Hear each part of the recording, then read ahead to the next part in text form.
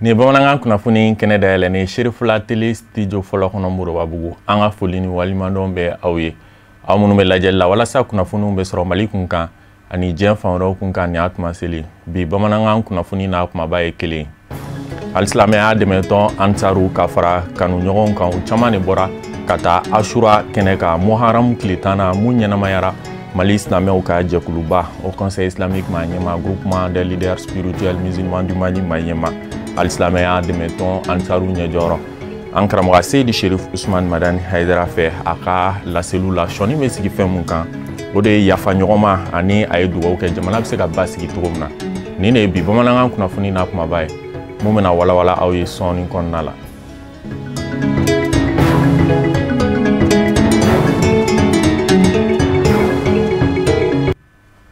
Ka foli kurakura k'a ɲɛsi aw ma alisilamɛya dɛmɛtɔn Ansaru ani kanubagaw caman de bɔra ka taa Ashura kɛnɛ kan Muharram tile 10 na mun ɲɛnamayara Mali silamɛw ka jɛkuluba au Conseil islamique Maniema groupement des leaders spirituels musulmans du Mali Maniema alisilamɛya dɛmɛtɔn Ansaru ɲɛjɔrɔ an karamɔgɔ Seydi Cherif Ousmane Madani Haidara fɛ a ka laseliw la sɔni bɛ sigi fɛn mun kan o ye yafa ɲɔgɔnma ani a ye dugawu kɛ jamana bɛ se ka basigi cogo min na karamɔgɔ Musa Fanba ani a ka jatala Ibrahim Kulibali tun bɛ an ka ɲɛmaadaw ka sɔrɔlenw fɛ.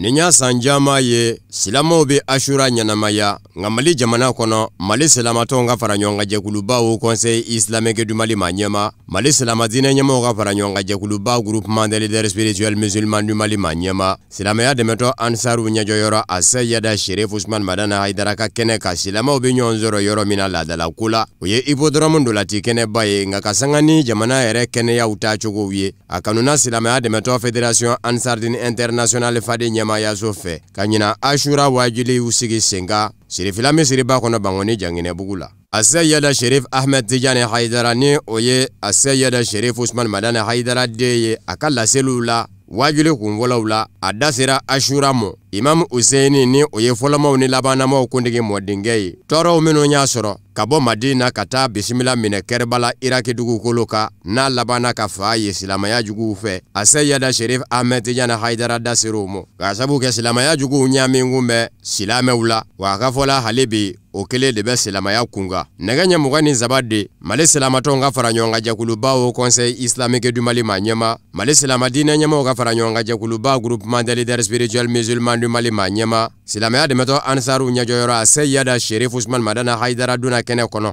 ni zikiridalaw ka kunbɛli ye a ka dakuruɲɛ galew ɲɛsina kira ka bonyaw de mɔ minnu kɛra ye dali masa fɛ a n'a so dunge sanumaw fɔɲɔgɔnw minnu bɛ Ashura kɛcogo la ni dɔw ko dusukun gamigami don ka sabu kɛ fɔlɔmaw ni labanamaw kuntigi Muhammadu nɛɛma ni kisi b'a ye mɔdenkɛ fara ka bɛn n'a ye maa bɛ maa la o fɛnɛ bolo nisɔndiya don ka sabu kɛ kobaw caman kɛra dali masa fɛ ka bɛn n'a don ye n'o ye silamɛya ka se sɔrɔ fɛnɛ ye zamzamiyu y'a yira k'a fɔ ni min ko k'i b'i ka dusukun gamigami jira dali masa la k'a fɔ ko kira mɔden n'a ka denbaya fara ka bɛn ni a ye ko a ma bɛn i mɔ o ni kɛli ka kan k'a sabu kɛ i b'a jira k'a fɔ n'a kun kɛra ka bɛn ni tile ye n yɛrɛ kun bɛ sa u nɔfɛ silamɛya ye sew minnu fɛnɛ sɔrɔ ka bɛn ni Ashura fɛnɛ ye n'o ɲaɲaniw fɛnɛ kan ka kɛ o fɛnɛ bɛ bɛn lajarabiw minnu ye kira somaw sɔrɔ k'a daminɛ a binakɛ de Imam Aliyu la n'o fara Kufa misiri kɔnɔ yan'o cɛ kalifaw minnu fara silamɛya juguw fɛ i n'a fɔ Umar ni Usman ka taa se Imam Useini n'a ka denbaya mɔ Kɛrbala janbaro a da sera nin bɛɛ lajɛlen mɔ a ye weleda kɛ ka ɲɛsin Mali silamɛw mɔ ɲɔgɔn dɛmɛ o ka cari maaw ni ɲɔgɔn cɛ wale ɲumandɔn gɛrɛngɛrɛnnen a y'o ɲɛsin silamɛya dɛmɛtɔn Ansaru mɔ ka sabu kɛ u ka cɛsiribaw ye u juru la bi kɛnɛyaso 17 de jɔn bɛ Bamakɔ kɔnɔ ani Mali fan dɔw fɛ jolidi o fɛnɛ bɛ ka niw kisi Mali kɔnɔ ani Mali kɔ kan zamzamiyu seginna silamɛya dɛmɛtɔn Ansaru ni ɲɔgɔn cɛ ɲɔgɔn dɛmɛ kan kɛrɛnkɛrɛnnen ɲɛna dɔ kɛra kɔsada in na tɔnden dɔ nana dukura tile jira a la min ni na a la tɔnden wɛrɛ fɛ a y'o damu da ni ka sɔrɔ ka wale ɲumandɔn kɛ ka ɲɛsin silamɛya dɛmɛtɔn Ansar karamɔgɔlakaw mɔ ani lakanaba minnu bɛ a kɔnɔ fo ka taa se jɛkulu misɛnnin wɛrɛw ma minnu jasirilen don Ala ko la. Dungafa sabatili la a ye bonyamasegin kɛ silamɛya dɛmɛtɔ Ansariw ye ka sabu kɛ tari 200 ɲɔgɔnna de labaara la u fɛ miliyɔn caman de donna a la ofisi di Niger kɔnɔ ka se ka dungafa sabati. Mali jamana manga bɛ daminɛ don min san 2012 kuma min na n'a mɛnna k'a fɔ malidenw y'u sigiyɔrɔ bila ka taa bisimila minɛ Moritani jamana kɔnɔ a ka laɲiniw nangɛnɛmayali la silamɛya dɛmɛtɔ Ansariw ye sɛbɛwari miliyɔn 118 de don dɛmɛ na ka ɲɛsin u ma Moritani. Bilankɔrɔkɛsu min bɛ bi silamɛya dɛmɛtɔ Ansar bolo n'o ye Afimu ye ka se ka juru don maaw la u k'u ka cɛkɛdaw sigi sen kan k'u bolo yɛlɛma. Sɛbɛwari miliyari 3 de don bɛ juru la bi Afimu fɛ. Surasiw ni dɛmɛ ka kan Zamzamiyu y'a jira k'a fɔ silamɛya dɛmɛtɔ Ansariw ka wulikajɔ kɛra sababu ye ka sɛbɛwari miliyɔn 60 ani miliyɔn 8 kɛ dɛmɛ ye ka ɲɛsin surasiw ma minnu bira faso bɔtɔ bolo la u ka denbaya ɲɛji bɛ se ka cɛ cogo min. Nka Zamzamiyu kun y'a kanu a ka kɔrɔfɔ la k'a fɔ ni ye se k'a ye miliyɔn 60 ani 8 di bɔ a dabile a ka se 100 ma o de ka d'a ye. O yɔrɔ bɛɛ silamɛya dɛmɛtɔ Ansar dɔ wulila k'i jɔ n'a ka dutere papiye ye k'o di Zamzamiyu ma jango a ka se ka miliyɔn 100 sɔrɔ ka kɛ dɛmɛ ye ka ɲɛsin surasiya ma. Nka Zamzamiyu y'a yira k'a fɔ dutere tɛna don a ko dafɛ bilen ka sabu kɛ silamɛya dɛmɛtɔ Ansar ɲɛmayasoba Fédération Ansardine International ye kun k'a bɔ o yɔrɔ bɛɛ. Ale y'a yira k'a fɔ Zamzamiyu ka laɲini bi kɛ miliyɔn 60 ani 8 bi dafa miliyɔn 100 na siɲɛ kelen o dɛmɛ na ɲɛsin surasiw ka denbaya ma minnu bira faso bɔtɔ bolo la. Baara sɔrɔla ka kunjɛ ni silamɛya don ka layidu 6 Bayatul Islamiya layidu tali ye. An bɛ jɛ ka dugawu don kɛ san wɛrɛ Ashura Ala k'o jira an bɛɛ lajɛlen la.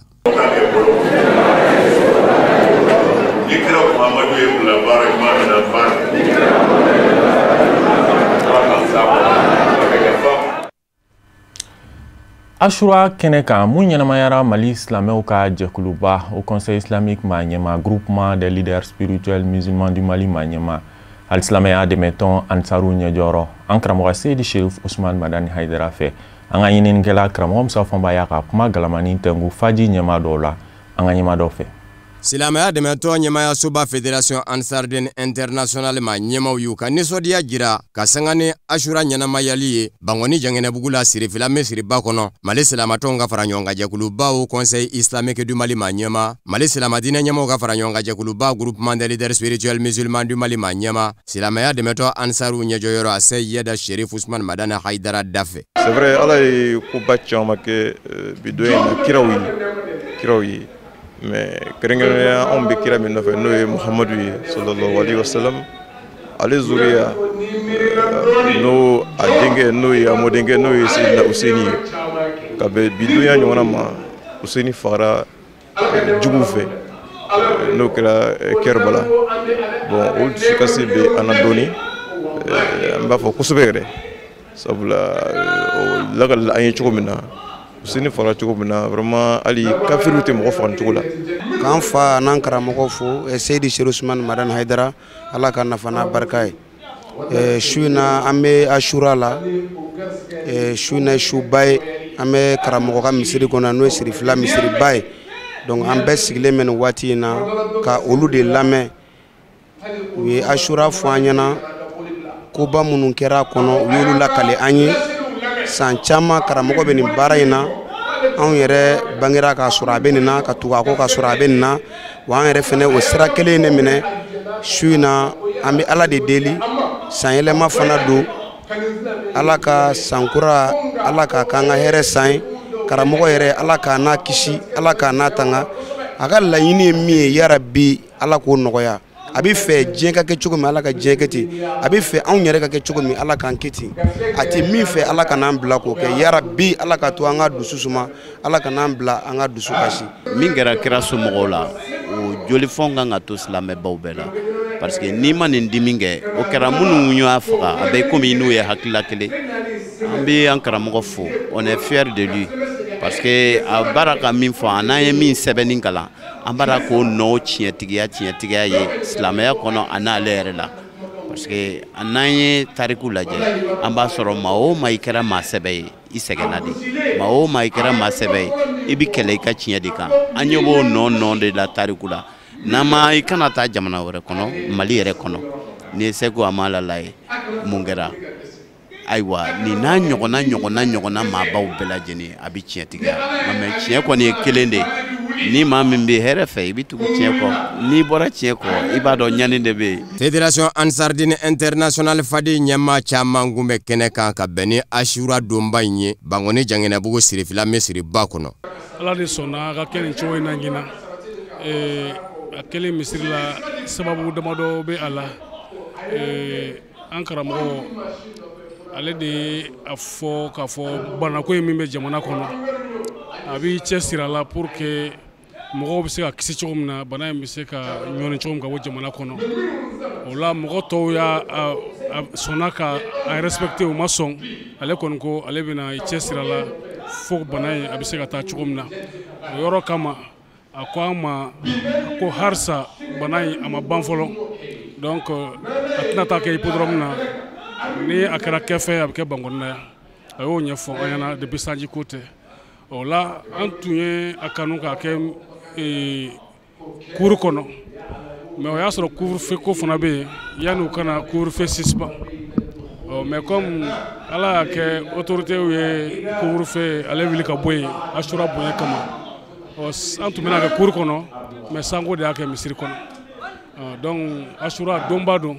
sabula silamɛw ka san yɛlɛma don an donna san kura kɔnɔ lahɔrɔma kalo 4 fana min bɛ fɔ san kɔnɔ n'o ye kalo 12 in kɔnɔ kalo 4 mun bɛ yen n'o ye lahɔrɔma kalo ye Ashura Muharram kalo b'o la donc o tile 10 fana koba caman kɛra mais koba caman kɛra ɲumanw na koba fana caman kɛra lajarabiw sira kan n'o ye kɛrɛnkɛrɛnnenya na ala kira kisi n'a ba ma mɔden n'o ye Seydina Huseni ye o fagara ka bɛn ni kalo in ye nin don yɛrɛ ye o la Ashura ye fɛnba ye tasi bila don don a ka ca la don duwawu fana bɛ minɛ parce que duwawu minɛ yɛrɛ charti caman ye dusukun ka tile ala ma donc an sigilen bɛ kɛnɛ min kan bɛɛ lajɛlen dusukun kolen don ka jɛ ka ɲɛsin ala ko de ma ji bɛ caman dusukun na sisan sabula kuma mun bɛ fɔ la a bɛ kɛ komi an b'a kɛnɛ de kan san donc o la an bɛ duwawu de kɛ sankura in ala ka kɛ hɛrɛ sa ye an bi an ka président ni an ka jamana bɛɛ lajɛlen ka foli lase an karamɔgɔ de ma fɔlɔ ka duwawu kɛ an karamɔgɔ n'a ka denbaya ye sijan ani kɛnɛya ani lafiya ani labanko ɲuman ala k'o di karamɔgɔ n'a ka denbaya bɛɛ lajɛlen ma Burkina bɛɛ lajɛlen ka laɲini k'a fɔ an karamɔgɔ ye an bɛ bonya ni kalama min kɔnɔ an ka jamana kɔnɔ bi o sababu ye an karamɔgɔ Haidara ye a ye n'a sira ye min don an na a n'a ye jogoɲumanya sira min yira an na o bonya de bɛ an kan an ka jamana kɔnɔ o la k'a fɔ dan tɛ foli min na donc an b'a ye silamɛya kɔnɔna na vraiment n b'a fɔ cogo di dusukakuma y'an sɔrɔ a kɔnɔna na parce que an ka ɲɛmaaba n'o ye Huseni donc Kɛrbala kɛlɛ la vraiment ale ni a jɛɲɔgɔnw u y'u yɛrɛ nin di pour que ka se ka silamɛya kuma bɔ donc o la an b'a fɔ o la sisan su in na kɔni ye tasibila ye ka ɲɛsin olu ma en même temps an minnu fana bɛ yan ni an ko an ye ansa tɔndenw ye bon an fana b'a ye k'a fɔ nin waati in fana na nin ye an ka hakili dusukun ka an hakili segin tuguni an ye layidu minnu ta karamɔgɔ n'a ka denbaya ye donc ka se ka olu fana timɛ a sen fɛ kira somɔgɔw an bɛ u fɛ nin waati na an dusukun bɛ u fɛ nin waati na dekun min y'u sɔrɔ an b'a jira dekun ye an bɛɛ sɔrɔ nka anw dalen b'a la an sabatilen b'a kan k'a fɔ mɔgɔw n'i y'a faga a ka hakilina nɔfɛ o tigi tɛ sa o hakilina a tigi bɛ se ka sa mɛ hakilina in tɛ sa o bɛ ni kura de di hakilina in ma o la kira somɔgɔw sara kɛlɛ min na o kɛlɛ u ye jaabi ɲuman sɔrɔ u gagnera u ye se sɔrɔ sabu u ye min dɛmɛ alisa u wulela ka jɔ bi ni ale bi o b'u somɔgɔw bolo n'o y'a Seydi Sherif Usmane Mamadu Haidara n'a ka denbaya an kɔni tugulen b'u kɔ an ni n'an ka nafolo mɔgɔ m'a fɔ k'an ka tugu u kɔ wa mɔgɔ k'a fɔ ko lagosili t'an faraw la an b'u kɔ ni n'an ka nafolo wa an bɔra i n'a fɔ an masaw tugur'u kɔ cogo min na o la su in na bɛ o hukumu de kɔnɔ an bolo. An b'aw ladɔnniya k'a fɔ Ashura don don min bɛ ɲɛnamaya silamɛw fɛ diɲɛ fan da 4 bɛɛ lajɛlen la silamɛya sankura kalo fɔlɔ tile 10 a bɛ bɛn n'o de ye ni dɔw bolo Ashura dusukun gamigami don don ka sabu kɛ kira mɔden Imamu Huseni fara ka bɛn ni a ye maa bɛ maa la o bolo donba fɛnɛ don ɲaɲani kan ka kɛ ni min ye ka sabu kɛ Ala ye koba caman kɛ ka bɛn n'a don fana ye. Fédération Ansardine Internationale ye Ashura kɛnɛ belebele mun sigi ka bɛn ni sibiri don utukalo tile 29 ye Bangoni Jagnebu la Sherifula misiriba kɔnɔna la n'a ɲɛnamayara an karamɔgɔ Seydi Sherif Usman Madani Haidara fɛ an balaka caman tun bɛ a kɛnɛ kan an ka ɲininikɛla Tata Ture ye a ka kuma galamanin tɛngu an balaka dɔw la an ka o ɲɛmaadɔw fɛ. Ashura ye don ye min n'a ka kan ka ɲɛnamaya silamɛ ɲuman bɛɛ lajɛlen fɛ ni seli Ala wele ka fara Ala ko suma caman kan. A bɛ bɛn silamɛw ka sankura tile 10 don ma. O kama mɔgɔw bɛ nisɔndiya ka sanga n'a don ye nka ka aw ladɔnniya fɛnɛ ka fɔ ni Ashura don ne fɛnɛ ye kira mɔdenkɛ n'o ye Imam Al-Husaini ye ale bɔnɛna a ni na Kerbala Irak jamana kɔnɔ o min kɛra dusumakasa koba ye wa n'a bɛ to silamɛya tariku la badabada la o sira de kan silamɛ ɲuman bɛɛ lajɛlen dusuku me kami ka sanga ni Ashura don su ye. Bidonya ye mebɛn kira Musa ale ka se Firawuna la bidonya ye mebɛn o ma o ye anw silamɛw bolo nisɔndiya donba ye o ye anw silamɛw bolo koba ye kira mɔden n'o ye Seydina Husaini ale fana fatura ka bɛn bidonya in ma donc o nisɔngoya banna sabula mɔgɔ ni ye silamɛ ɲuman ye k'i ye Ala kira kanu bidonya kan ka kɛ i ma dusukasi donba ye. Bi Ashura ye n'o ye silamɛw ka sanyɛlɛma ye ka fara an mɔkɛ n'o ye Imam Husaini ka Seydu Suhali sanyɛlɛma ye vraiment an nisɔndiyalen don et puis an dusukun kamikamilen don ka d'a ka fɛn min ye an mɔkɛ sanuma in sɔrɔ n'o ye Imam ka Seydu Suhali ye donc an bɛ dugawu de kɛ kuma jɔn tɛ yen tuguni an bɛ dugawu de kɛ Ala k'an ka sanw caya Ala k'an minɛ kɔnɔ. O y'a faga cogo jugu la bɛɛ y'a ye tiɲɛ yɛrɛ la a bɛ nisɔngoya kun bɔ donc an tɛ se ka foyi fɔ hali bi Ala ka o y'a faga silamɛya tiɲɛ dogoli min kama hali bi Ala ka silamɛya tiɲɛ Ala ka yelen k'a la Ala ka yelen k'a la. Ni nin su in ɲɛnamayali ye an fa ani an karamɔgɔba a Seydi Sherif Usman Madani Haidara ale ka denbaya ye hakilina jigin kɛ ka ɲɛsin silamɛ ɲuman kelen-kelenna bɛɛ lajɛlen ma ni mɔgɔw kunnafonini ye ani k'u lafaamuya Ashura yɛrɛ don ɲɛnamayali la ka d'a kan kobaw caman kɛra ka sanga ni nin don kɛrɛnkɛrɛnnen ye. Ashura ye anw silamɛw ka sanyɛlɛma ye an bɛ nisɔndiya min sɔrɔ a la o ye parce que ni Ala ye sankura yira silamɛ la i kan ka fɔ ko Ala ni ce an bɛ Ala fo ni o ye Ala min ye o yira an na ka fara kan tugun an ka imam n'o ye Imam Husaini ye Ala sɔnna ale tora Kerbala ka bɛn Ashura don ma o dusukasi ani o dusukamikami o bɛ an bɛɛ lajɛlen kan en tant que i ye silamɛ ɲuman ye i ye mumini ɲuman ye k'a ye ko kira bɔnna dɔ tora nin suba in na nin donba in ɲɔgɔnna la a bɛ bɛɛ ni degun surtout sacogo la min n'a cɛman ye n'a yɛrɛ lakali ma nɔgɔn hali dɔɔni. Ka fara mɔgɔw hakili la jiginni kan Ashura yɛrɛ don ɲɛnamayali la u ye dugawu don kɛ ka ɲɛsin Mali jamana ma ka da Mali jamana yɛrɛ gɛlɛyaw kan ka sanga ni nin waati laban ninnu ye ka daminɛ politique ko gɛlɛyaw kɛnɛya ka fara lakana sabatibaliya kan walasa bɛn ani basigi o bɛ se ka sabati Mali jamana kɔnɔ. An bɛ dugawu kɛ bɛɛ lajɛlen ye silamɛ bɛɛ ye ansaru kanubaga bɛɛ ani an ka Seydu n'o ye Sherif Usman Madani Haidara ye k'a fɔ ani ansar bɛɛ lajɛlen ma k'u ni sankura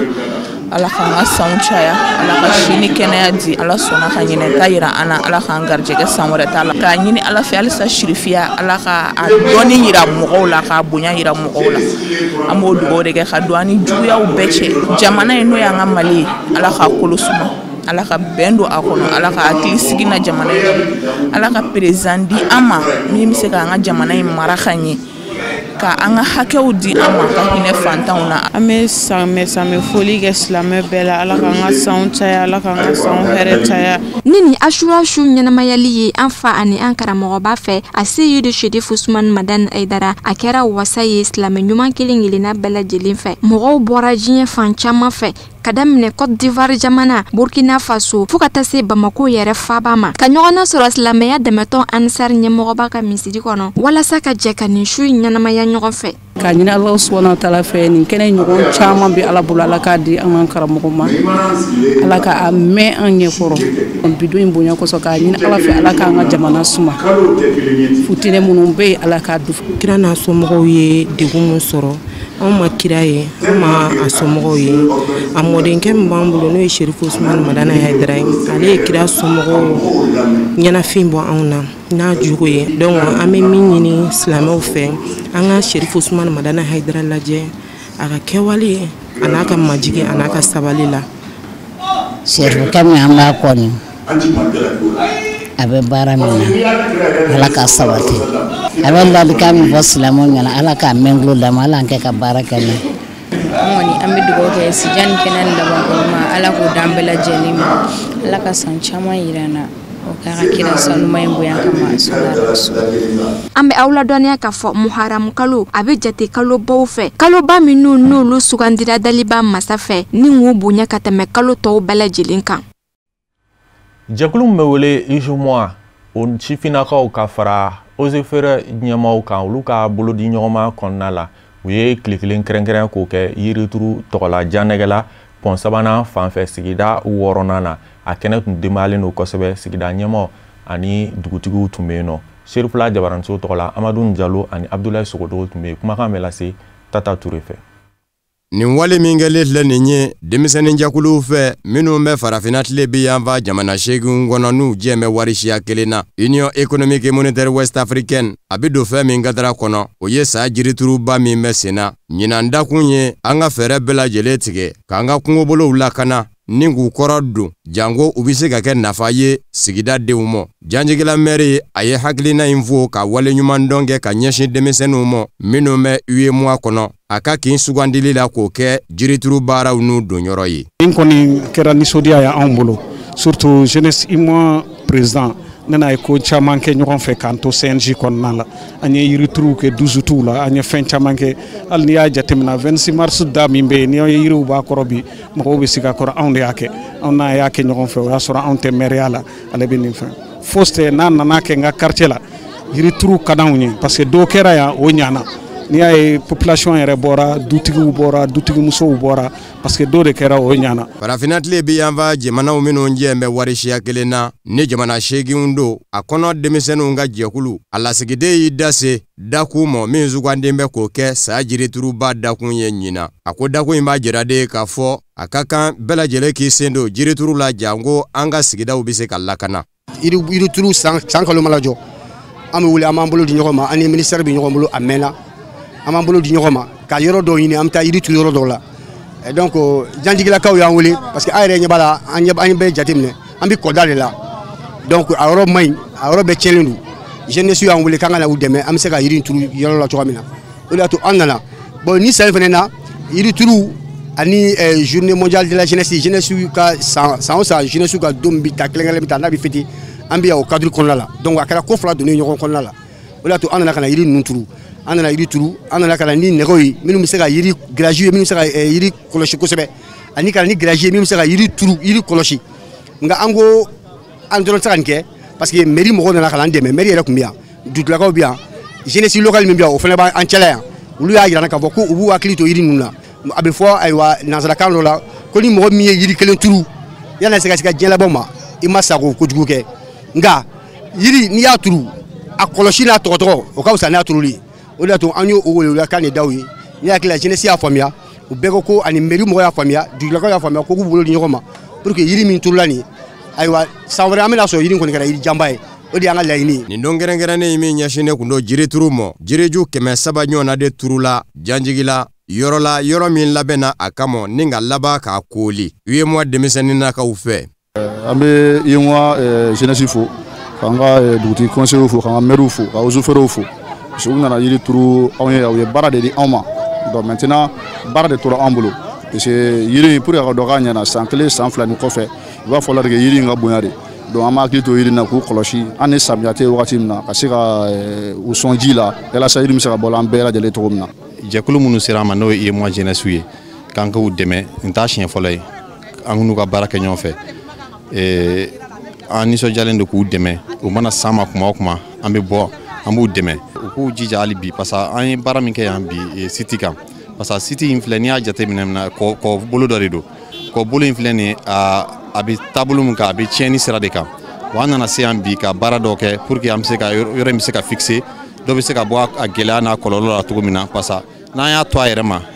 taabolo dɔw bɛ olu de b'a tiɲɛ érosion éolienne n'o ye fan ka mouvement ye o b'ale tiɲɛ érosion hydrique fana bɛ yen n'o ye ji mana na ji b'a dun dɔɔni so minnu b'a kɛrɛfɛ f'a bɛna kɛ sababu ye a bɛna don so ni sebasement ninnu kan a bɛ kɛ tiɲɛni ye donc sigida yɛrɛ ma donc a wajibalen don nous les forestiers an ka hakilinaw ta ka ɲɛsin olu ma pour que olu ko bɛ se ka sabati cogo min na. Afinatile bi yaba jamana seeginw minnu jɛmɛ wari siya kelen na n'o ye espace UEMOA denmisɛnw ye a jɛkulu sigira sen kan ka bɛn ni mai kalo de ye san 2009 a ka haminanko tɛ dɔwɛrɛ ye k'an ka sigidaw lakana mara kɛcogo ɲuman bɛnkan fanga bɛ se ka lapasa UEMOA kɔnɔ na ani denmisɛnw ka se ka taama ka bila ɲɔgɔn na ninnu de y'a ka laɲini kumabaw ye. Kumakan in nasira karamɔgɔ Musa Fɔnba de fɛ jɛkulu min bɛ wele ko FASCAM olu ye kunnafoni kɛnɛ dɔ sigi sen kan ka bɛn ni jumadon utukalo tile 28 ye pyramide de souvenir la u ka kunnafoni in kun tun ye fɛn mun ye an ka jamana bɛ lahala mun na an bɛ don min na i n'a fɔ bi fɛɛrɛ ni dabali minnu kan ka tigɛ walasa ka se ka jamana bɔ o dingɛ kɔnɔ. Fatumata Kane ani Nuhum Kone tun b'a kɛnɛ kan Sirifula Jabaramuso tɔgɔ la. Bi sigi ka fɔ in ye tɔnkulu ni jɛkulu ye n'o ye FASCAM ye u ka sigikafɔ ye n'a bɛ boli jamana ko kan tɔn in sigira kan mun kan o ye Mali ye Mali bi dekun ni tɔɔrɔ ni ɲani mun kɔnɔ tɔn in sigir'o de kan k'a yira k'a fɔ an bɛ se ka bɔ nin kɔnɔ cogo di n'i ye tɔn yɛrɛ ta k'a lajɛ tɔn in ye tɔnjɛkulu caman faralen ɲɔgɔn kan n'a bɛɛ représentant dɔ b'a la an ka tɔn in bonya bi bɔ Mali kun fɔ a kun n'o ye de Kidal a Kaye FASCAM bolo fara dɔ bɛ Faransi a Gabon anw ka laɲini ye jumɛn ye anw ka jamana bɛ tɔɔrɔ min na ka bɔ a la o de y'a to an ye alternance ta bon o de y'a to an ko Mali mɔgɔ bɛ alternance la sabula jamana bɛ sigi nguloma damadɔ de kan o nguloma damadɔ n'o y'a sariya sunba ye n'o bɛɛ lajɛlen n'o lafura mun de tora yɛlɛma ka kɛ o de y'a to an ye yɛlɛma ɲini depuis 2019 ni Mamadou Diko n'an b'a fo yan a ka kɛwale ɲuman n'a ka cɛsiri ne ka faso kanu na an b'a ka layidutigiya segin an ma bi sabula a ye kɛlɛ in an y'a daminɛ fo ka n'a kun cɛ o kɛlɛ in n'an y'o baara daminɛ n'a y'a sɔrɔ yurugu barika bonyalen don jamana lakanako cogo t'o bolo jamana sariya sunba yɛrɛ o lagosilen don jamana kalanko o burujalen don jamana kodɔn a bɛɛ tiɲɛna baara tɛ yen baara kura tɛ ka sɔrɔ o de la anw ye weleweleda kɛ ka don kɛlɛ kɔnɔ fo kana se Ibrahim Boubacar Keïta ka fanga binni ma an ye kɛlɛ in kɛ fo kana se ale ka fanga binni ma fanga binnen an hakili la o t'a bannen sabula n'i ko ko dɔ ma ɲi n'o bɔra yen i b'i jija fɛn dɔ kana mun bɛ se ka ɲɛfɔ o de y'a to an ko k'an t'an sigi ten an bɔra ka nin dakurunya fila lase k'a yira k'a fɔ fanga binnen an y'a mɛn nka hali bi an bɛ dilanni nɔfɛ n'a ma ɲɛ an ye nin fanga ye an de ko ko nin ma ɲi n'o binna o binnen ni fanga kura bɛ sigi anw ka laɲini ye mun ye o de ye proposition ye nin ye k'a f'u ɲɛna fɛnɛ fanga in binni kana kɛ ten a binna ye n'a ma ɲɛ fanga in binna fo sariya ka boli a boli sira fɛ n'o ye justice ka k'a kɛcogo la sabula kojugu tɛ bɔ dugu la gansan n'a kɛra ko mun b'a ɲaami an bɛ tila ka sira d'o ma o bɛ taa ten est ce que a bɛ ɲɛnabɔ ten wa o hukumu kɔnɔna la an b'an ka armée fo n'a ma ɲɛ armée a ka jɔyɔrɔ fa n'o bɛnna jamanadenw ma an b'a ɲini communauté internationale fɛ n'o y'an jɛɲɔgɔn jamana dafɛ jamanaw ye u k'a dɔn k'a fɔ ko hakɛ bɛ diɲɛ ko bɛɛ la an bɛ jɛɲɔgɔnya la o tiɲɛ nka yɛrɛkun sɔrɔ man nɔgɔ sɔrɔ la dɛ o hukumu kɔnɔna la an b'a ɲini u fɛ u k'u bolo da dusu la ka baara in kɛ ni kodɔnbaga baara ye u ka kɛ ni hakili ye anw ka faso anw tɛ se ka kɛ foyi ye malidenw kɔ anw tɛ se ka kɛ foyi ye maliyɛn kɔ o ɲuman mun ye anw bɛ kɛlɛ de kɛ an ka faso n'an danbe nɔfɛ o ka se ka sabati pour que jamana in ka bɔ nin tɔɔrɔ ni ɲɛnɛmajugu in na o ɲuman mun ye k'u ka position lajɛ u bɛ ka gɛrɛntɛ mun siri anw da la n'o ye embargo ye u k'a wuli anw tɛ faso cilaw ye an ye faso jɔlaw de ye an ye kɛlɛ kɛ an ka hakɛ de nɔfɛ adamadenya yɛrɛ ye hakɛ ye wa u ka n'u ka jɛ hali bi maa si kelen tɛ k'i yɛrɛ kɛ foyi ye jamana kelen tɛ k'i yɛrɛ bɔ anw mɔgɔw b'u ka jɛɲɔgɔnya la hali bi an ka jɛ ka farafinna bɔ ɲani na ka Mali bɔ ɲani na diɲɛ ka bɔ ɲani na o ɲuman ye mun ye an bɛ fɛ baara in ka kɛ ni hakili ye a kana kɛ ni ɲɔgɔn tɔɔrɔ ye ɔ minnu fana b'olu kɔ kan n'o ye tubabuw ye hali bi k'a welewele lase u fana ma hali bi an mɔgɔw ka jɛɲɔgɔnya la surtout an ka lakana a lagosilen bɛ bi kosɛbɛ an n'olu de bɛ ka jɛ k'a baara kɛ ɲɔgɔn fɛ janfa tun de y'an bɛɛ bila piège in kɔnɔ n'a ma ɲa bi an ye faamuyali sɔrɔ k'a fɔ ko gɛlɛya bɛ yen an ka cɛbalenw wulila k'u jɔ u jɔyɔrɔ la u ka jɛ u n'u ka fara ɲɔgɔn kan u ka jamana bɔ nin tɔɔrɔ ni degun ni ɲani na ni mun y'anw ka dakurunya fila ye kulu ani jɛkulu tɔgɔ la n'o ye FASCAM ye k'a lase maliden cɛman n'a musoman ma k'a lase diɲɛ mɔgɔw ma an bɛ dugawu kɛ Ala ka jamana in basigi. An ka karamɔgɔ Musa Fɔn b'a lamɛn walasa ka diɲɛ fan wɛrɛ kibaruyaw dɔn. Mauritanie jamana ɲɛma Mohamed Ould Cheikh Ghazouani a ye maa dɔ bisimila maa min ye maa wolofima ye n'a bɛ ka lapasali kɛ ka ɲɛsin maa wolofima tɔw ma ka sabu kɛ maa wolo jɛmanw gɛmɛ k'olu kɛ jɔnw ye a ka jɛkulu bɛ wele ko Mouvement Abolitionniste IRA Birama Da Abeid. Mauritanie jamana ɲɛma y'a bisimila a y'a jira k'a fɔ u ni ɲɔgɔn cɛ kuma kɛra nafaba ye ka sabu kɛ jamana ɲɛma ye tulo yɛgɛlɛ jɔ k'a sɛbɛkɔrɔ lamɛn k'a ka laɲini bɛɛ lajɛlen si dɔn. A ko Mohamed Cheikh Ghazouani jamana ɲɛma ni ani ɲɔgɔn cɛ kuma ɲɔgɔnya senfɛ a y'a jira la k'a fɔ a ka d'a ye hadamadenya hakɛw ka lapasa Mauritanie jamana kɔnɔ. A yɛrɛ ka fanga ɲinindɔ min n'a y'o sigi n'o dɛsɛ bɛ ka lakodɔ fanga fɛ o fanga ɲinindɔ in ka lakodɔ tɛ sa jamana kɔnɔ. Fanga ɲinindɔ bɛ wele ko Rassemblement pour une action globale RAGE. A ko a ye fɛn min fɛnɛ fɔ k'o gwɛlɛya jamana ɲɛma ye o ye Mauritanie jamana ka segi farafinna tile bi yanfa jamana 15 kɔnɔ k'a kɛ 16nan ye ni o ye Communauté économique des États de l'Afrique de l'Ouest CEDEAO ye. Barisabu ka da ka don min na CEDEAO bi jujɔ Nigeria duguba la Lagos san 1975 a don Mauritanie jamana kun bɛ a kɛnɛ kan nka Mauritanie jamana labanna ka bɔ farafinna tile bi yanfa tɔ in kɔnɔ san 2002 Mahuya Ould Taya ka fanga kumaw. Île Maurice jamana kɔnɔ ka bɛn ni sibiri uti kalo tile 29 ye nisɔngoya taama basigira senga maaw bɔra ka bɔlɔ minɛ fa bɛɛ lajɛlen la faba la Port-Louis k'a jira k'a fɔ Japonkaw ka kurunba min ni taji doni ngurungu don n'a taara farakuru mɔnɛ dɔ susu Île Maurice danganda fanfɛlaw la ka kuru kila fila ye n'o kɛra sababu ye ka taji walankata jiro ka kasara lase jikɔnɔfɛnw ma ani danganda wolow ko jamana ɲɛmɔgɔw m'u jɔ u jɔyɔrɔ la k'o kumana k'u b'a fɛ minisiri ɲɛma ka wala sɛmɛ. Juillet kalo tile 25 tɛmɛnen Japonkaw ka nin daji doni nguru in de ye kasara dɔ sɔrɔ Île Maurice danganda fanfɛlaw la a walolen ka bɔ ɲɔgɔn na taji walankatara ka ji fa bɛɛ lajɛlen labɔ taji tulufin ye tiɲɛni kɛ dangandaw la. Jamanadenw y'a jira k'a fɔ minisiri ɲɛma mi jɔ a jɔyɔrɔ la ka sabu kɛ a bɛ wuli tuma min na k'i ɲɛsin a mɔ o y'a sɔrɔ taji tulu ye tiɲɛni kɛ ka ban. Taji tulu tɔni 37,800 de walankatara wa taji fa min bɛ yɛlɛma ka kɛ gazuwali ye o fɛnɛ tɔni 200 o de fɛnɛ walankatara jiro.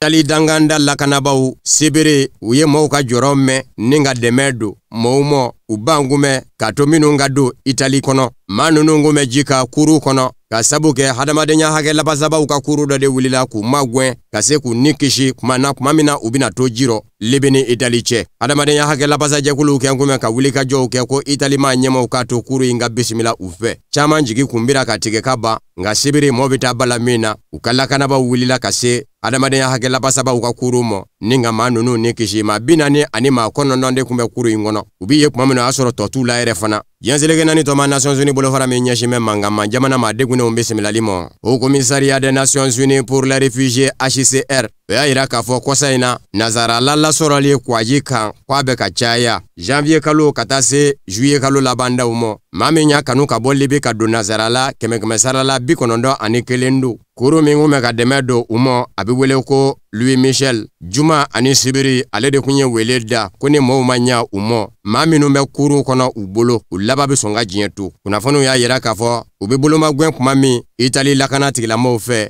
o y'a sɔrɔ maa 3 ye diɲɛ to ka ban. Kaw ka surasiya minisirimuso Florence Parly ye a jira k'a fɔ surasiya jalatigiba dɔ Faransi a datugulen don ka sabu kɛ sɔmin kɛra a la k'a ni Faransi kɔkanna maa dɔw bɛ jɛla Faransi jamana ɲinɛ ma Irisila jamana de ko don n'a tɛ ka Faransi gundo dɔ di Irisila jamana mɔ ɲankuma. Florence Parly y'i to Faransikɛw ka kunnafoni di so dɔ de la ka laseli kɛ k'a jira k'a fɔ kɔrɔfɔ sɛmɛn diyalen don. Surasi jalatigiba in lieutenant colonel don a minɛ bɛ ka datugu bi ka sabu kɛ k'a kɛ n'a kɛ k'i dɛn ka Faransi kunnafoni dɔw di gundo la Irisila jamana mɔ. nin kɔrɔfɔ in bɛ ka bɔ ka bɛn ni kuma ye kuma min ni Amerikikaw ka kɛlɛbolo OTAN min kan ka nazarala jamanaw lakana gwɛlɛyaba bɛ a kɔnɔ ka sabu kɛ Ameriki jamana ɲɛma Donald Trump a kɛn ka nɔgɔya sira di nazarala jamanaw ma kuma bɛɛ a b'u kunna da k'a fɔ olu ka kɛlɛbolo OTAN bila bɛ u lakanani kama nka u kan ka fɛn min sara olu ka kɛlɛbolo ye ko juru caman b'u la. O tɛmɛnen fɛnɛ kɔfɛ Turki ni Faransi fɛnɛ dɛsɛ bɛ ka ɲɔgɔn faamu u bɛɛ lajɛlen dun ye OTAN jɛɲɔgɔnw ye wa Turki ni Grèce fɛnɛ tɛ ka se ka ɲɔgɔn faamu. Emmanuel Macron Faransi jamana ɲɛma ni ye se kɛ ale ye ni OTAN ko in bɛ dabila nazarala jamana yɛrɛ k'i jɔ n'a ka kɛlɛbolo ye jango a bɛ se ka kisi Ameriki jamana ɲɛma Donald Trump ka kunna dali juguw ma. San 2019 novembre kalo la Emmanuel Macron kun y'a jira k'a fɔ OTAN in kɔni bɛ nimakara de la a k'a ka nazarala tɔnba Union européenne k'a ka kɛlɛbolo bɔ o mɛn Donald Trump fɛ. Donald Trump natɔ Faransi jamana yɛrɛ kɔnɔ a sina ka Emmanuel Macron kunna dati ko yan'a k'a fɔ a b'a ka kɛlɛbolo bɔ fɔlɔ an ka juru min b'a la a y'o sara fɔlɔ.